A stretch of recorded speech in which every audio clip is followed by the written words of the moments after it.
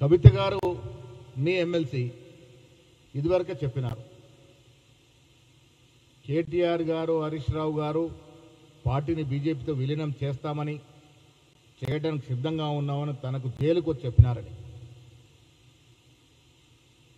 దాంతోపాటు హరీష్ రావు, సంతోష్ రావు రాష్ట్ర సంపదను లూట్ చేసుకున్నారని, వారి కుటుంబాలు బంగారమయమయ్యాయని. వాటికి జవాబు చెప్పాల్సిన అవసరం లేదా నీకు? రాహుల్ గాంధీ గారి గురించి తర్వాత మాట్లాడుకుందు, కానీ వీటికి కవిత లేవనెత్తిన అంశాలకి జవాబు చెప్పాల్సిన అవసరం నీకుందా లేదా?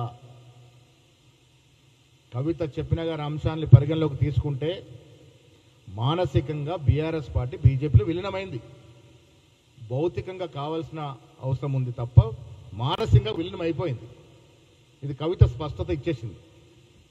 సో మీరు మానసికంగా విలీనమైనారు కాబట్టి రాహుల్ గాంధీ గారిని విమర్శించాలని, తద్వారా మోడీ మెప్పు పొందాలని, తద్వారా సిబిఐ నుంచి విచారణ నుంచి బయటపడాలని ఈ కుతంత్రంలో భాగంగానే నువ్వు రాహుల్ గాంధీ మీద గల్లమెత్తి మాట్లాడుతూ ఉన్నావు.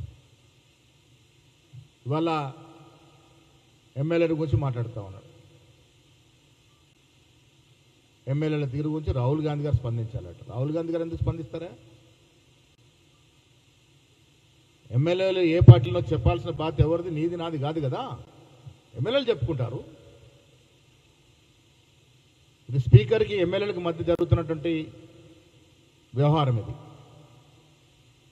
Speaker judge